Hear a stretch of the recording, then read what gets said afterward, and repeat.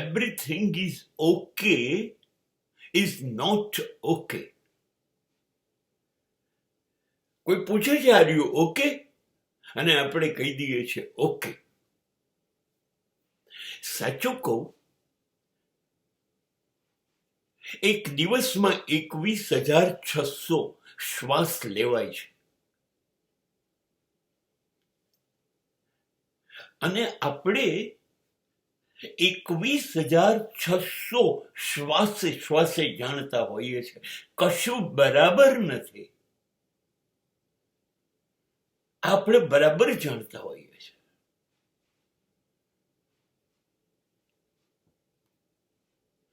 ક્યારેય કશું જ બરાબર હોતું નથી, અને છતાં આપણને ટેવ પડી ગઈ છે કહેવાની કે હા હા હા હા હા બધું જ બરાબર છે.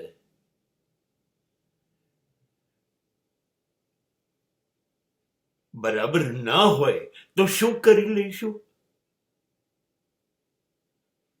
અને કોઈને કહીએ કે ના, કશું બરાબર નથી અમારે માટે,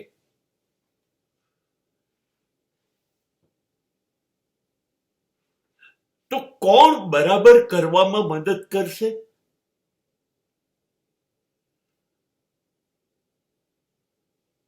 દુનિયાને પૂછવામાં રસ છે, બરાબર છે?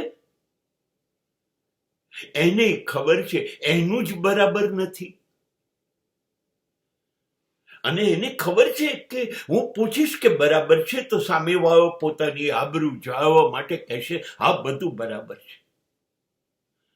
પણ ક્યારેય કોઈનું કશું જ બરોબર હોતું નથી.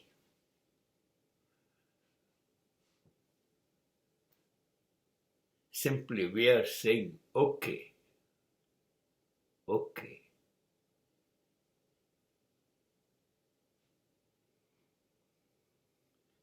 અને સાચું કહું,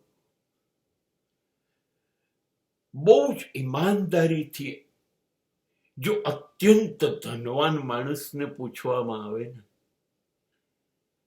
આર યુ ઓકે, તો એ પોતે સોગંદ પૂર્વક કહેશે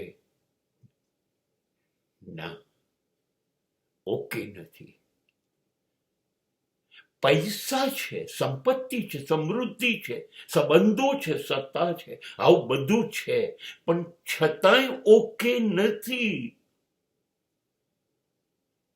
છતાંય ઓકે નથી. હા એવું બને છે,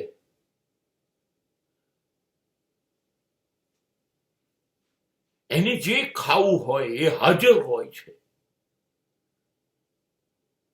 પણ એના આંતરડા ના પાડે છે અમે નહીં ખાઈ શકીએ.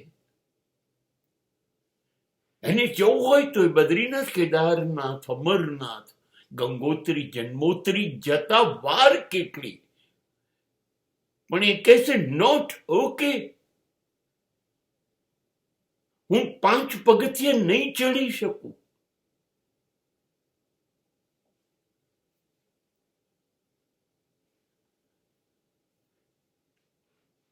એ જુએ છે એના સંતાનોને એની સંપત્તિ માટે ઝઘડતા, કેવી રીતે કહેશે ઓકે?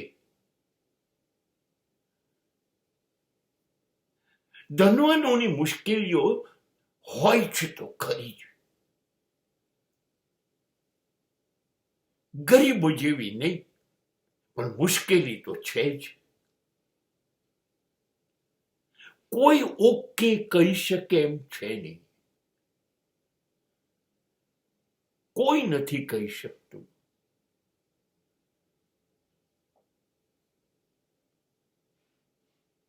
જો all is well Bhaiya, all is well, everything is okay હોત તો વિશ્વનો સૌથી પૈસાદાર માણસ બિલ ગેટ્સ ડિવોર્સ લેત, છૂટાછેડા લેત.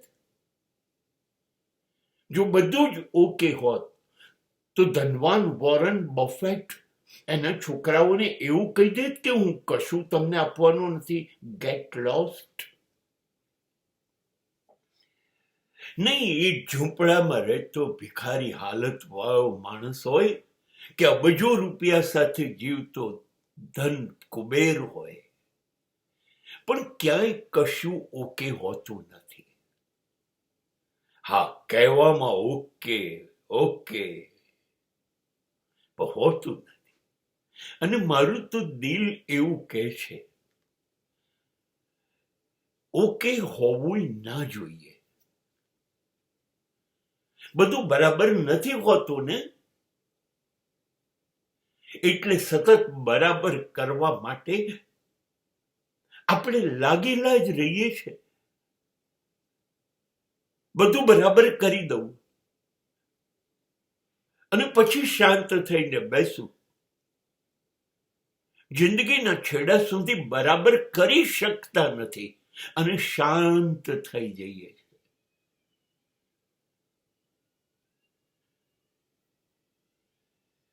ખતમ થઈ જઈએ છે. આંખો બંધ થઈ જાય છે ઓકે થવાની રાહ જોવામાં. ઓકે થતું નથી. પણ સાચે સાચ ઓકે થશે એ આશામાં માણસ આખી જિંદગી મહેનત કરતો રહે છે,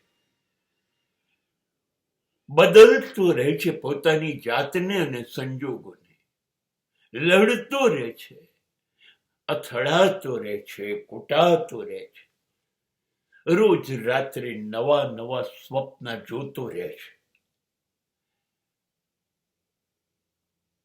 આ કાલે તો સિદ્ધ થશે જ. પણ માણસ લડવૈયો ક્યારે બન્યો કે એને ખબર પડી કશું જ સરસ નથી, મારે કરવાનું છે, ઓકે નથી, મારે ઓકે કરવાનું છે, તો લડતો રહ્યો. લડશે તો ઘડાશે, લડતો રહેશે તો એ હતો એવો નહીં રે, બદલાશે. સાચું કહું, કૃષ્ણ પણ જન્મ્યો જેલમાં ને મર્યો બાણ ખાઈને. હવે ભલે પૂજાતો આરસના મંદિરોમાં, રેશમી પિતાંબરોમાં, મુકટમાં, હાથમાં વાંસોએ લઈને, પણ એવી રીતે હસવા દીધો. જેલમાં જન્મ્યો ત્યાંથી શરૂ કરીને મર્યા ત્યાં સુધી. રામને શાંતિથી જીવવા દીધા, જંગલમાં ગયા તો પણ.